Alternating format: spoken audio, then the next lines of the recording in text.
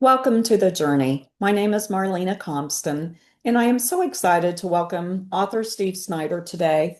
Steve is way over in California. I'm way over in Oklahoma. Good morning to you, Steve. Well, good morning. How are you doing today? I am good. I'm so glad to have you here. And I've already told you, especially for all of us that are history buffs, I love this book. Thank you very much. It is great. Just so you know, let's fill you in a little bit. Steve's dad, Howard Snyder, the whole book is about his father, and the book's title is Shot Down, The True Story of Pilot Howard Snyder and the Crew of the B-17 Susan Ruth. And we're going to take our deep dive into the book. And let's just say first, I love the fact that your dad got to name his plane after your sister. Yes, he was the first pilot, and as such, he was the commander of the plane and the crew. B-17 had a 10-man crew. Three of the men were married. Uh, my dad, though, was the only one that had a baby, little I baby girl, remember. Susan Ruth. She was 1 year old at the time he went overseas, so he Mm. was able to name the plane, and he had to get agreement with the crew, but they agreed to name it after my oldest sister. I really love that. Well, your book, like I told you on our pre-talk, Steve, you have such a gift of writing, just like your dad. How I love the eloquence of your dad's writing and yours. And I love how he expressed his love to your mom in the letters. I love how he showed her in words and actions and was caring for her and your family even overseas.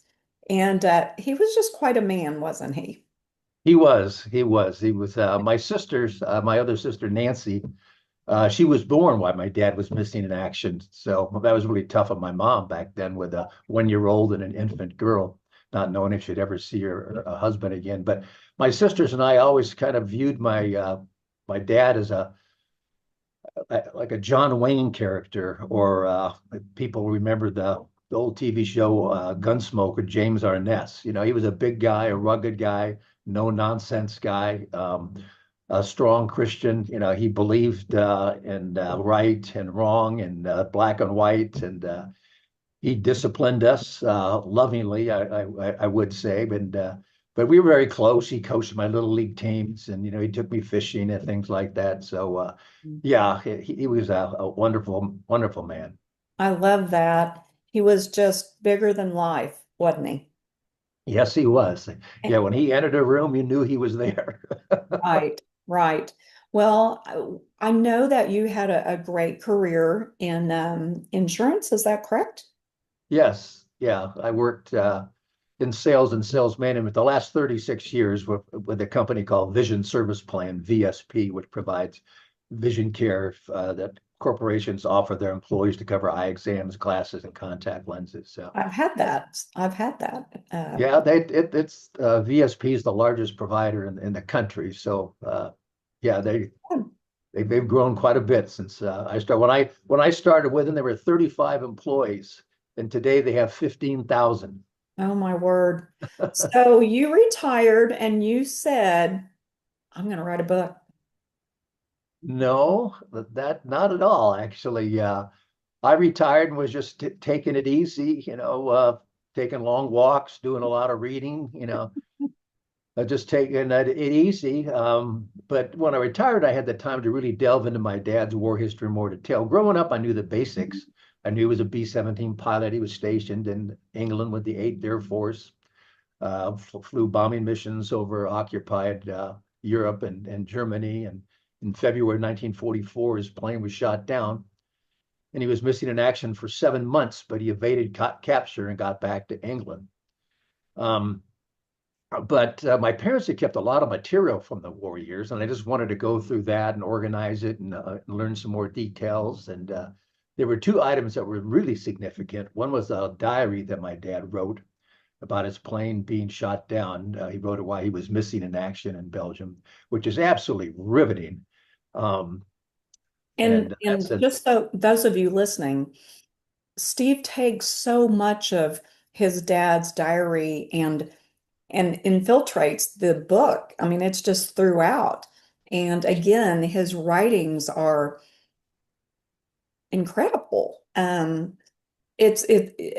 of this that he's going through, Steve, and he still took the time to write these things down.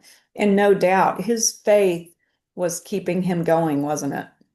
Oh, absolutely. As I said, my dad and my mother were strong Christians, and uh, uh, after the plane was shot down, I think, one thing that's really makes it personal and poignant is that all the letters that were exchanged between the wives or mothers or girlfriends of the men who were missing in action and trying to strengthen each other and, resting Yes. their hope in God that they'd see their loved one again. And those are the excerpts that are in the book from those letters, I think, are really moving.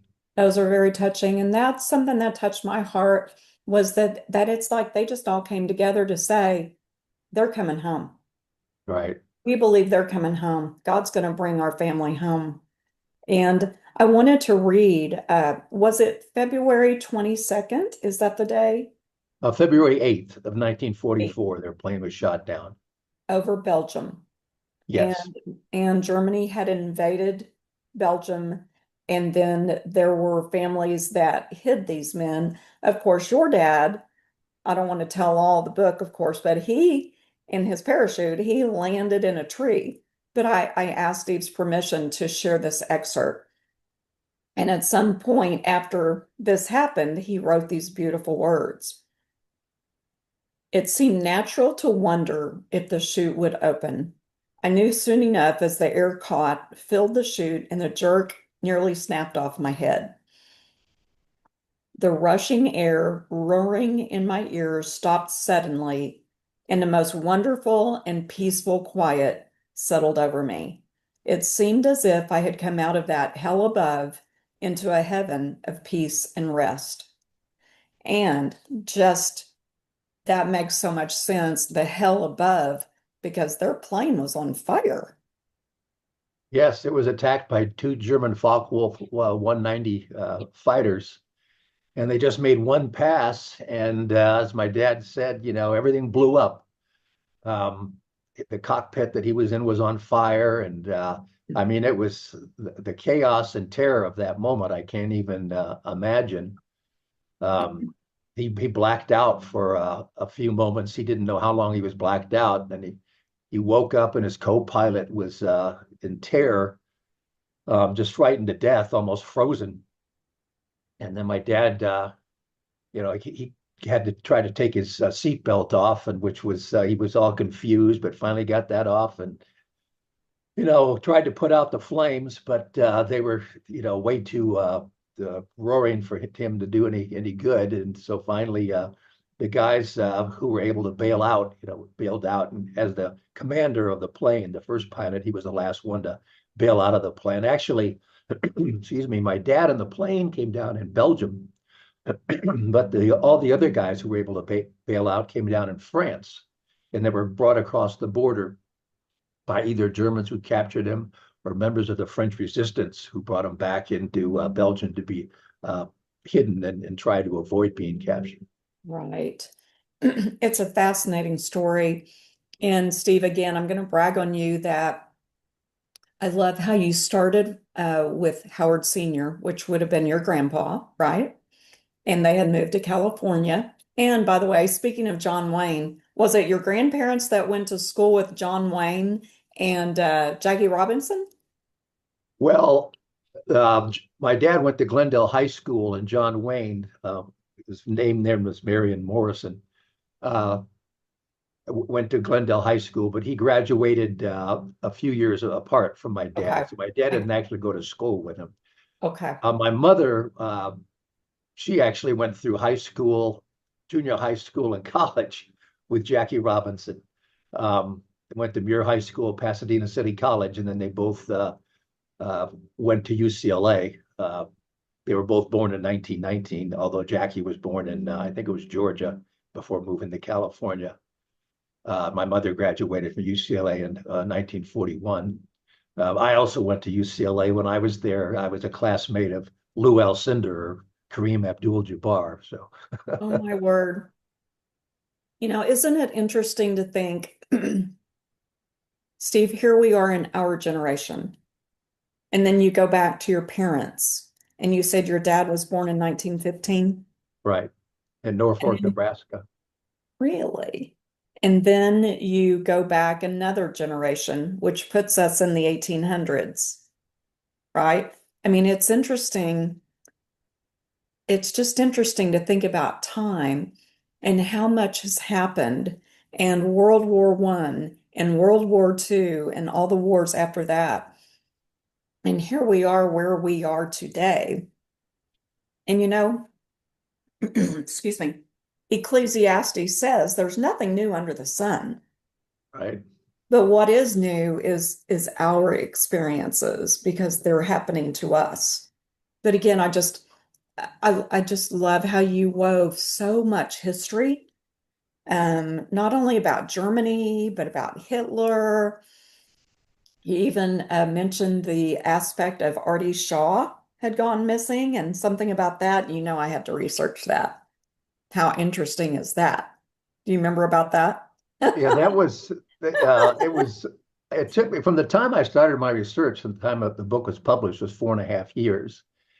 And, and I was writing it, beginning to write the manuscript during that time. And the the really book is the kind of two books in one. One's the story of my dad and his crew, which is all based on firsthand testimony by the people who were involved in the events. My Yes. dad, other members of the crew that survived, and members of the Belgium Underground. I'll touch on that in a second. Yes. Um, that what I added to the book was just a lot of historical information and anecdotes about and surrounding the war to put it into context. And every time I'd come across something that I really didn't know a lot about, or my dad mentioned it in one of his letters to his mother, I go, well, that's kind of interesting. I'm going to look that up. And then I'd put that in the book.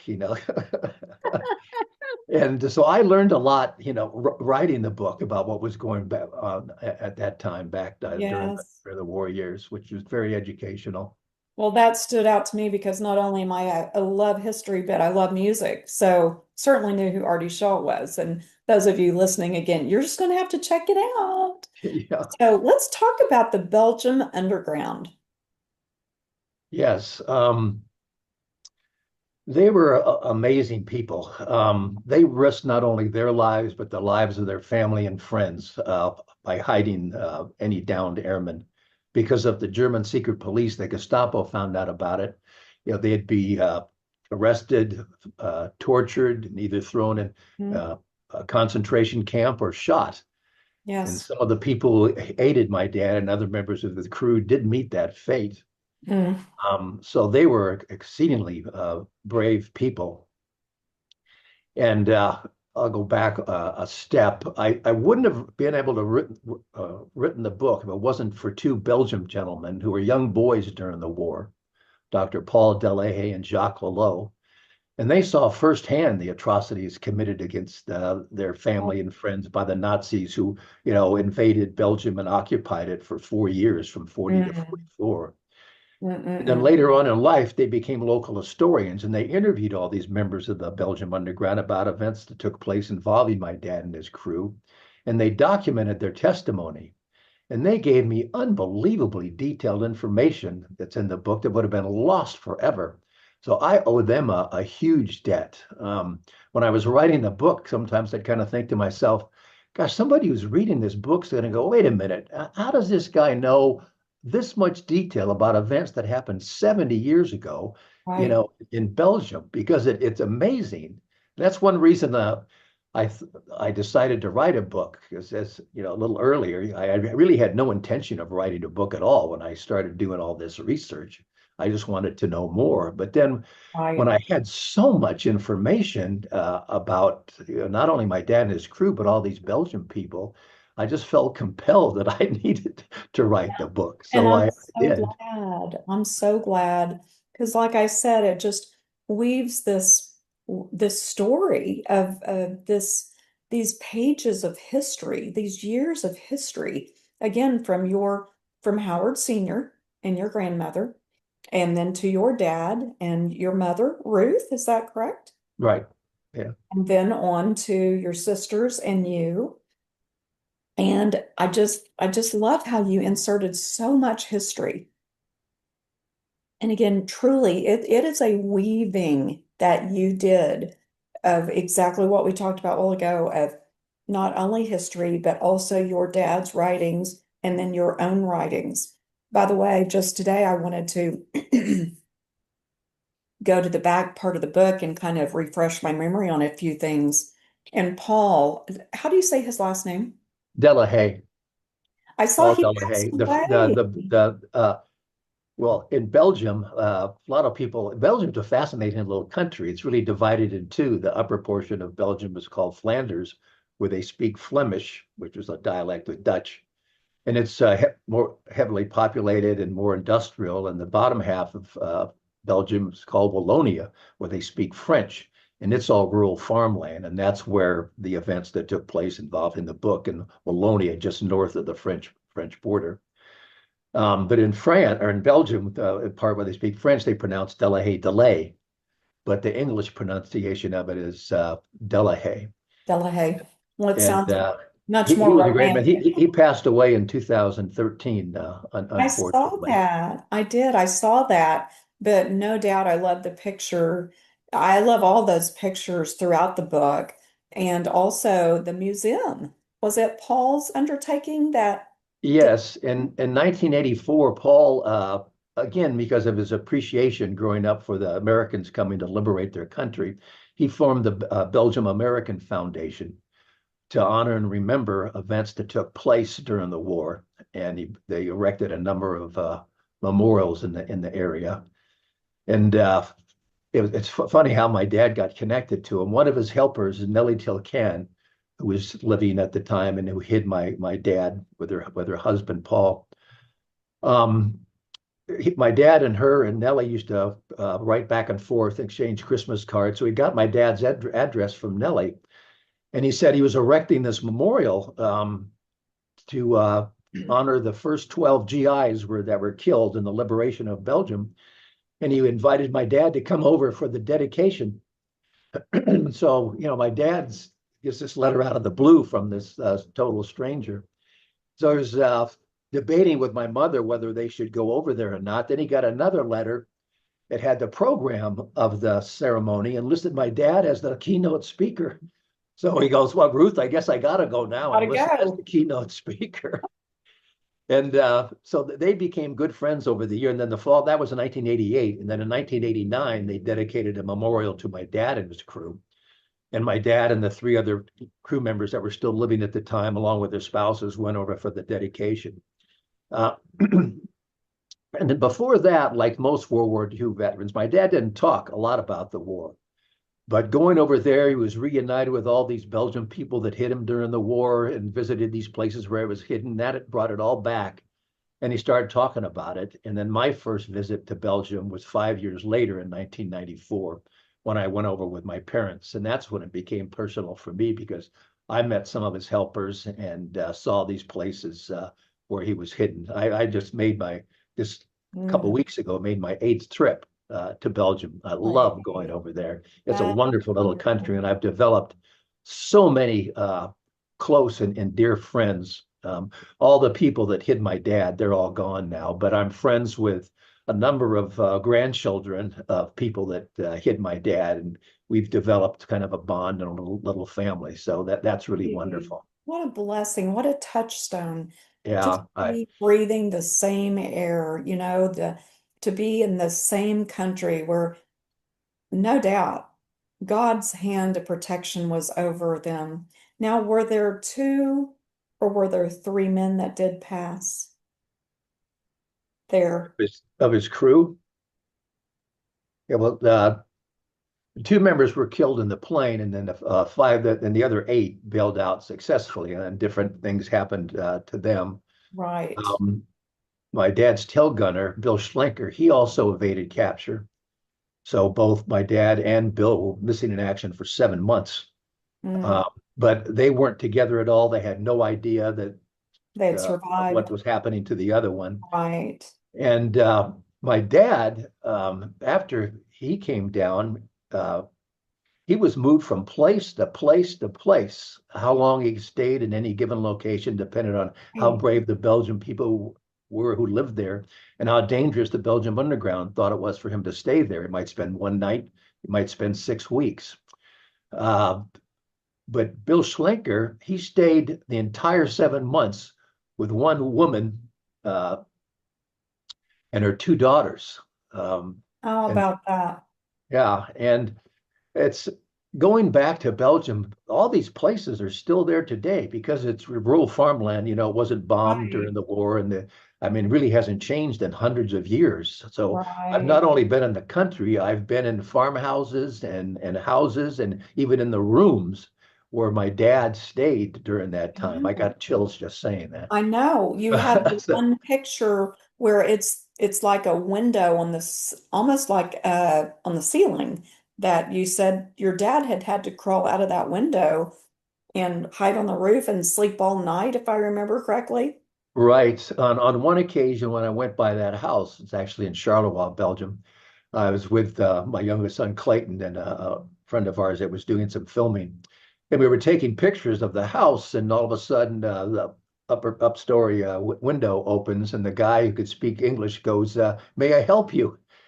And so I go, "Yeah, my dad was hidden in this house during World War II."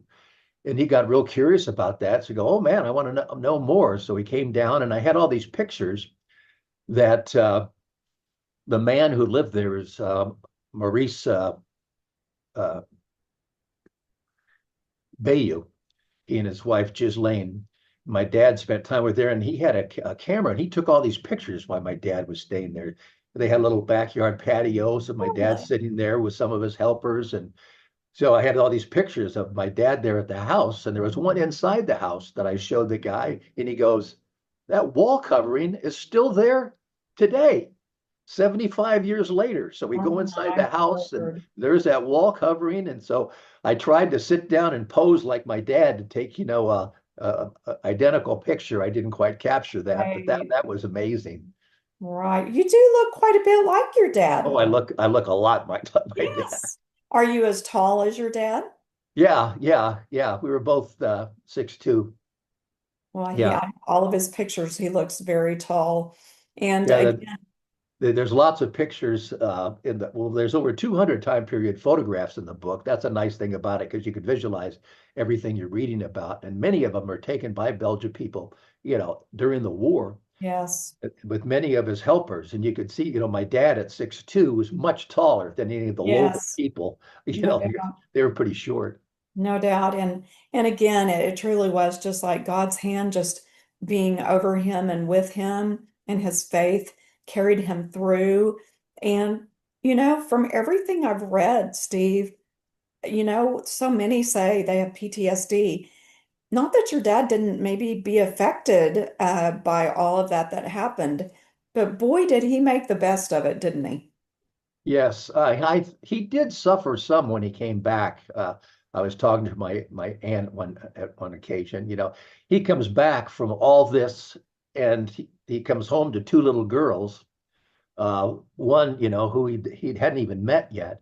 Right, Nancy? These, he needed to decompress, but he have these two little girls that were real needy, and he had a hard time adjusting. My aunt said, he said my mom and my dad, they had some difficulty. One time, my mother said my dad was having this nightmare, and he started choking my mother, Oh, in his sleep, and she's going, "Howard, Howard, Howard." And so, he did suffer, but I never noticed sure. that. I was born 2 years after the war. Right, My dad was, I never noticed any, trauma, but sure, I think he did have some. sure. Well, that would only be That would just be only natural. But Um, but like, most of those guys who fought in World War II, they were amazing men. I mean, they the way they looked at us that, we had a job to do. We went over there, we did our job, we came back home and got on with our life, and that's the way they viewed it. They didn't view themselves as war heroes or anything. yes. I was going to see if there's another, there's just so much. I mean, you get into the bombing of Pearl Harbor. Um, it's talking about all of the training, the military discipline that your dad and all of his crew had to go through. And you get very specific about exactly what they had to go through to do what they did. And then to go back to the museum, how interesting that Yeah, your Paul dad, Paul Delahaye, as you were brought up earlier, he had this little it was like an animal shed basically that he converted into a museum, put a second story on it, um, and my dad and other memorabilia from some of the crew are in there. As long as there's really two parts of the museum. The bottom floor was about the 12 airmen or 12 GIs that were killed just nearby on the first day of fighting. And then the second story is about pretty much the story of my dad and his crew and the German fighters that shot my dad down. And they just remodeled it. It's really a nice little museum, although it's small. It contains a great deal of artifacts in there, um, and shows a great story. excuse my cough, they have his jacket. Yeah, my dad donated what's called an Eisenhower jacket there, and a couple Nazi emblems and flags that he acquired. Bill Slinker's false identity card that the underground made up for him is in there. Uh, there's dresses and handkerchiefs made from the silk of the parachutes from my dad. How about that? There's little crosses made from the plexiglass of the plane, and So these two were interesting. sent back home to my mother and my grandmother, which now my wife and one of my sisters have. So That's that's a really nice things. And then the story of the whole thing. Jacques very Collot rich. wrote up the story of my dad and his adventures that's in there, and so it's really And cool. if I remember correctly, the propeller of the plane. Well, yeah, when they built the memorial, that's not actually the propeller of the plane. They put a propeller on the memorial to my dad Okay. and his crew, but that's not the actual propeller. Okay. I was going After to my say, dad's plane came down, the Germans, they were hurting for really everything, so they sent back his plane, as scrap metal to be used in Germany. I was So going to say they nothing found from the it plane and was actually okay. salvaged. Okay. I'll be. Well, tell us, what's your favorite part of the entire story? Well, you mentioned my dad was blessed. I am so blessed through this experience, not only of getting to know more, and I'm so blessed to know so much detail about my dad and his crew. But writing that book totally changed my life. Because after writing that book, I started traveling all around the United States, which I still do today, attending air shows, signing copies of my book, and I make just PowerPoint presentations every year to all sorts of different organizations. So I meet tons of people all over the country, which is, a blessing in itself, getting to know the people and talking to them. But the vast majority of the people I meet know hardly anything about their veteran, whether it's an uncle or a daughter or, a son, a grandson. And so I really feel blessed that I know so much about the story, and to be able to try to keep the memory of not only my dad and his crew alive, but that of all the men who fought in the Yes. Eighth Air Force. It's Yeah. just really been a blessing for I me, which think I just love to do. To be going over to Normandy for a dedication of an 8th Air Force Memorial at Normandy, and then going up to Belgium and the Netherlands to visit friends. It's just, I'm so fortunate to be able to do that. It's just open wide another whole world for you. Yeah, my wife's amazed. Because I know so many people around the United States and in England and Europe because of this, and all the when I went over to Belgium, a couple Facebook friends, and this happens quite frequently when I travel, that I'd never met them, but we're friends on Facebook, and they had read the book. They heard I was coming to Belgium, so they drove to meet me at different cemeteries that sign copies of their book. So it's really a fun thing to do. I love that. And I'm most certain that your dad and your mom would be just thrilled Oh to my, I yeah, I it's just a shame that I wasn't able to do this while my dad was still living. Because my yes. dad died in 2007. He wasn't the last crew member to die, but he was the oldest at 91. And then I didn't decide to write the book until 2012. Right. But Right. you asked me about my favorite part of the book. Well, I guess I'd have to say the favorite and most surprising thing was finding the German Luftwaffe pilot that shot down my dad's plane and Right. becoming friends with him. That was just amazing because all my dad knew and all the Air Force knew that my dad was attacked by two German Focke-Wulf 190 fighters, and that's all I thought I'd ever know. But one day, my wife Glenda said, "Well, why don't you try to find the German pilot that shot your dad's plane down?" And I'm thinking, oh, she's so naive. She has no idea what she's talking about. It'd be impossible. But like a good husband, I did what she told me to do. And I found Hans Berger. And fortunately for me, became a translator after the war. So he spoke perfect English. And so Right. that was just phenomenal. Not only was he still living, because I thought, well, most of the German pilots died during the war. So I thought he probably died in the war. If not, it's 70 years later. He might have passed away by now. And I can't speak German. How am I going to communicate with the guy? But, not only was he alive, but I was able to find him and he spoke perfect English. So it was just, I was so excited when I found him. That is an incredible story. So how old was he when you found him? Um, let's see. Well, I had hoped to see him last year when I went over for the 80th anniversary of these events and the liberation of Belgium. I had hoped to see him one last time, but unfortunately, he died in January of 2024 at age 100. Oh, So I Lord, was, so he was 90, was 92 when I found him, man. 93. And that man lived to 100 years old. Yeah, yeah, Boy, did he see a lot of history in his lifetime, huh? And yeah. and lived it. Yeah, for the book, I Um, just interviewed him over the telephone and through email. And he gave me some wonderful information about what it was like to go up against the 8th Air Force. Then I learned from Hans that the gunners on my dad's plane shot Hans down at the same time he shot them down. They actually oh, shot each other down.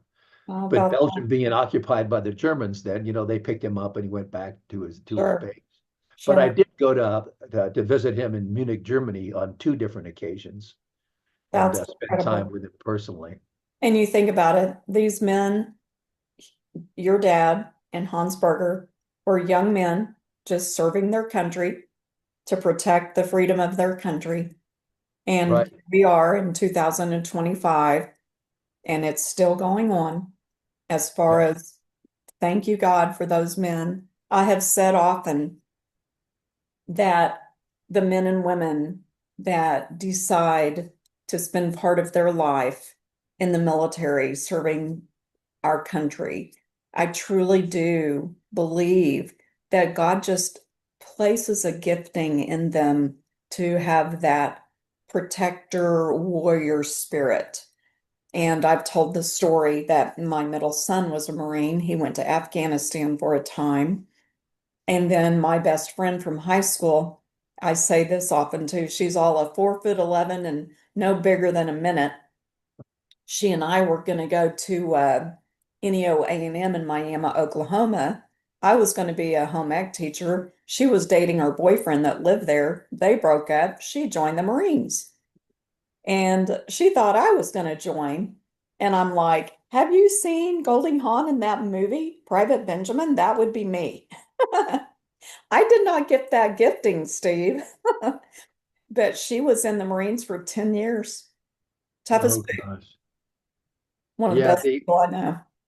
yeah, Hans said, like to me, we weren't all evil Nazis. And he goes, Sure. it was too bad that we had to be shooting at each other, but Right, that was war. Like he's right. mentioned, he was just a young guy, 19, 20 years old, trying to do a job, fighting for his country and trying to Sure. stay alive.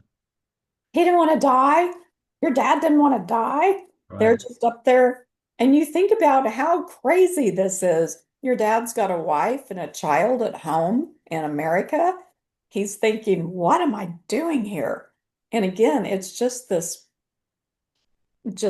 inner protector warrior. And I just believe it. So, well, I'm so grateful that your dad and several of those men got to come home. I'm so very sorry for the people that lost theirs. And don't we know throughout all of time, there's been so many lost in war, and it is devastating. And I'm grateful my son came back. And let me tell you, this mama did not really want to share him, but he was going, and that's all there was to it. So, what's our responsibility is to pray for our child or our brother or our husband or father, whoever, for sure. And I'm Absolutely. sure, again, in the book, so many pages talking about the families that were praying for this crew. So, And five of the crew members came home, but five did not. So, there was definite tragedy in the book, there. as well as hope and Yes, happiness. yes, no doubt. Tell us how to reach you, Steve. How can we find your book? Tell us about your website.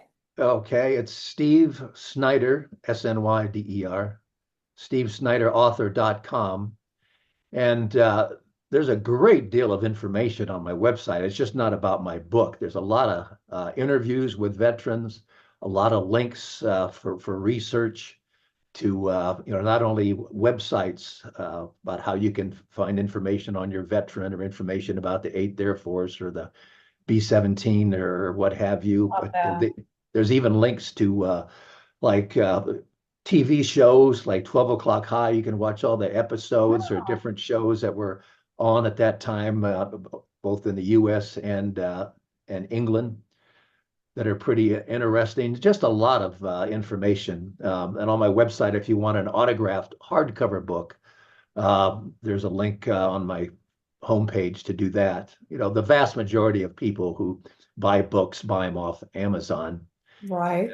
It's in any format, hardcover, softcover, audiobook, and then any format of ebooks like Kindle or Google Play or Yes. Kobo or what have you. Now there's so many ways to get a hold of a book nowadays. And I'll tell you that the cover's great. It shows the team, his crew, and it's an easy read. But what I like too is, again, me being a history buff, and I can go back and because I bought it on Kindle, and I can reread some of the fascinating things about Germany and Hitler and again, they're training, your dad and his crew and the training that they had to go through. How would we know some of those things if you had not made a decision to do this and your dad had not written all these things that he wrote? Right, but my wife made the comment that she never knew what GI stood for before, and so little things like that, I would think I just wouldn't leave it at GI. I'd think, well, probably people don't know anything about that. And I so, don't know I what put a little GI something in means. about, a government issue. It was really Okay. material that they got. And then all the soldiers just, kind of transferred to, you call the soldiers GIs and other little things that, those little tidbits and Right. factoid things that Oh, it's people so never good. really think about before to kind of just to kind of make it fun and more interesting. It's so good. So has there been talk of making this a movie? Well, I there's a company I'm in a film investment fund that I'm talking with right now about possibly make it into a movie.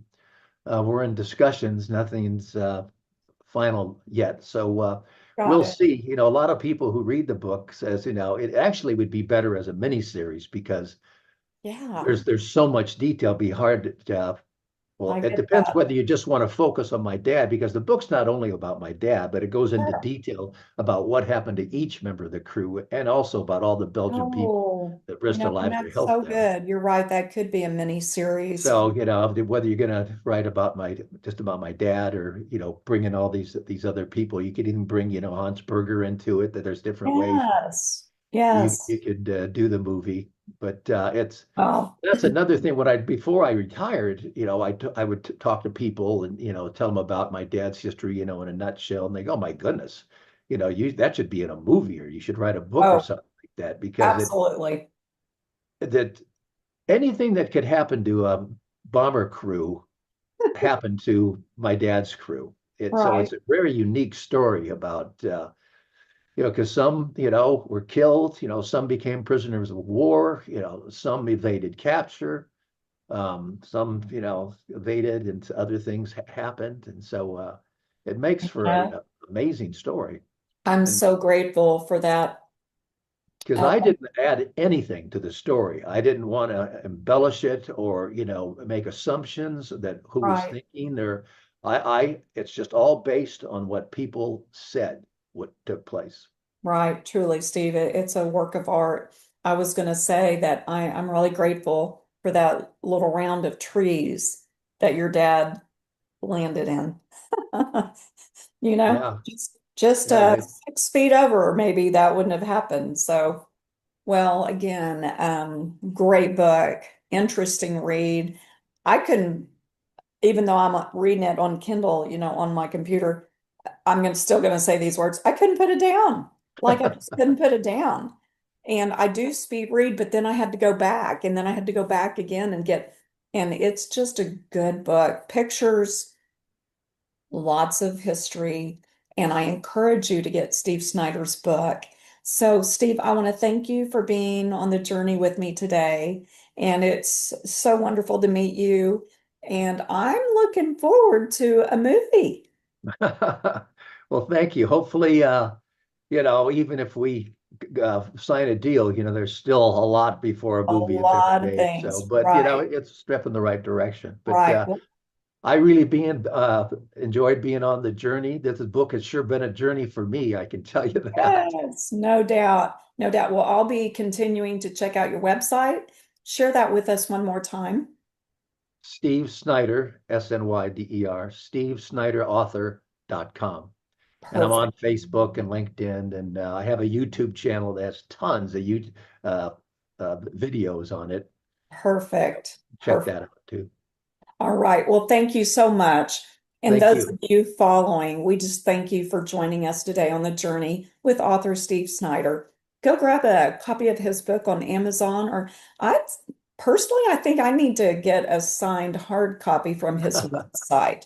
That's what I want to put on in my front room on my table. So you all have a wonderful day, and I'll see you soon. Bye bye.